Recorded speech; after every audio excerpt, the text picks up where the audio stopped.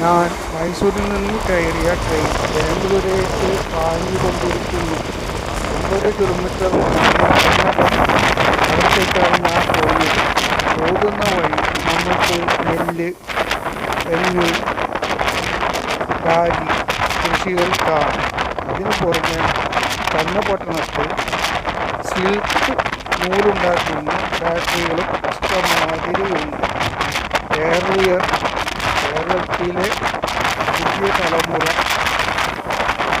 യുകെയിലും പശ്ചിമ European കൺട്രികളിലും ജീവിച്ച് അവരുടെ കുട്ടികളുമായി വരുമ്പോൾ നാട്ടിൽ കാണിക്കാൻ ഒരു തെങ്ങുണ്ടാവും, ഒരു നെൽപ്പാടമുണ്ടാവും. ഇതെല്ലാം കാണിക്കണമെന്നുണ്ടെങ്കിൽ ഒന്നെങ്കിൽ മൈസൂരിലേക്ക് പോകണം, അല്ലെങ്കിൽ പൊള്ളാച്ചി. ഇതാ മൈസൂരിലേക്ക് പോകുന്ന വഴിയിൽ ഇവയെല്ലാം നമുക്ക് നന്നായി കാണാം. എൻ്റെ കൂടെ സൂര്യൻ സഞ്ചരിച്ചിരുന്നു. ഇപ്പോൾ അവനെ കാണുന്നില്ല. എൻ്റെ സഞ്ചാരം വേഗത്തിലായിട്ടാണ്. എൻ്റെ പുറകെ വരുന്നുണ്ടാവും. അതോ അവനെവിടെയെങ്കിലും അമ്മാന്തിക്ക് നിൽക്കുന്നോ വിശ്രമിക്കാൻ വേണ്ടി, ഒന്നും അറിയില്ല. സൂര്യനെ കാണാതെ ഞാൻ പോയിക്കൊണ്ടിരിക്കുന്നു.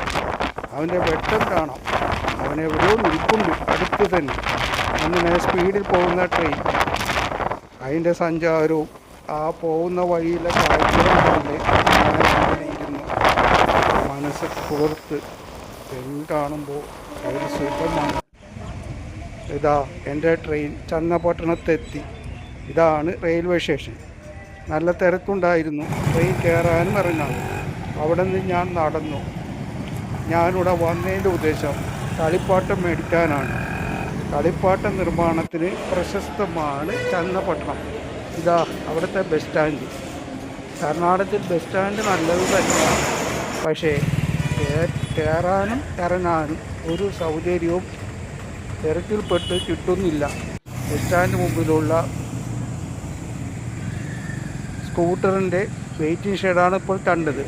ഞാൻ അങ്ങനെ മന്നം നടന്നു. പ്രഭാത ഭക്ഷണം എവിടെയെങ്കിലും കഴിക്കണം. ഹോട്ടലുകളൊന്നും തുറന്ന് കണ്ടില്ല. ചന്ത കണ്ടിരുന്നു. ചന്ത വൈബാണ്. പഴങ്ങളും ഇഷ്ടംമാതിരി ഉണ്ടായിരുന്നു. ഇവിടെയെല്ലാം തണൽ മരമുണ്ട്.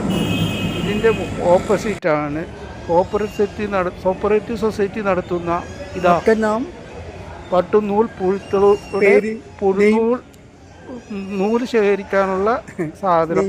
ഇതിവിടുന്ന് ലേലം ചെയ്ത് കൊണ്ടുപോകും. ഇതിൽ നിന്നാണ് മൈസൂർ സിൽക്കിന് വേണ്ട നൂലുണ്ടാക്കുന്നത്. അവർ ഞാൻ കുറച്ചേരം സംസാരിച്ചു. ഞാൻ പറഞ്ഞത് അവർക്കും മനസ്സിലായില്ല, അവർ പറഞ്ഞത് എനിക്കും മനസ്സിലായില്ല. അതുകൊണ്ട് ഇതിൻ്റെ വിലയൊന്നും എനിക്കറിയാൻ കഴിഞ്ഞില്ല. കുറേയധികം വിൽപ്പനക്ക് വന്നിട്ടുണ്ട്. ഇതിൻ്റെ പുറത്തും കച്ചവടക്കാരും ഇരിപ്പുണ്ട്. എൻ്റെ ലക്ഷ്യം കളിത്തോപ്പുകളാണ്. ഈ കളിത്തോപ്പിന് ഒരു പ്രത്യേകതയുണ്ട്.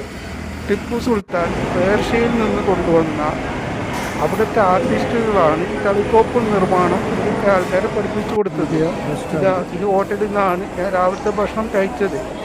വീണ്ടും ഞാൻ ബസ് സ്റ്റാൻഡിൽ വന്നു. ഇനി മാണ്ടിയിലേക്കാണ് എൻ്റെ യാത്ര. ഈ ചന്നപട്ടണത്തിൽ 50 ചെറുകിട ഫാക്ടറികളും 250 ഭവന യൂണിറ്റുകളും 6000 തൊഴിലാളികളും ഈ കളിത്തോപ്പ് നിർമ്മാണത്തിൽ ഏർപ്പെട്ടിരിക്കുന്നു. പ്രകൃതിദത്തമായ സസ്യ നിറങ്ങളാണ് ഈ കളിപ്പാട്ടങ്ങൾക്ക് കൊടുക്കുന്നത്.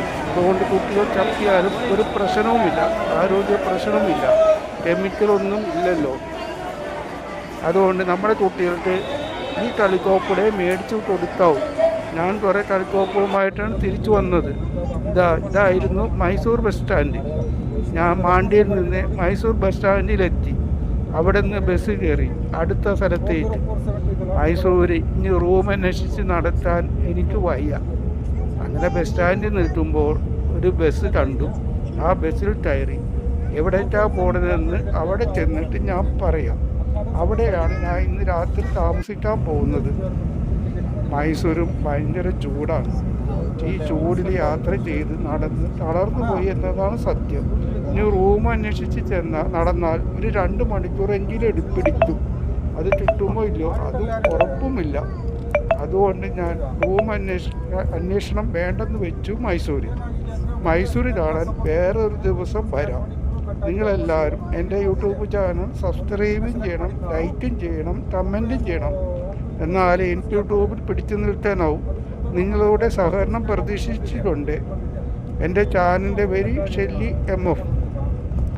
ഈ വീഡിയോ കണ്ട നിങ്ങൾക്കെല്ലാവർക്കും എൻ്റെ നന്ദി രേഖപ്പെടുത്തുന്നു.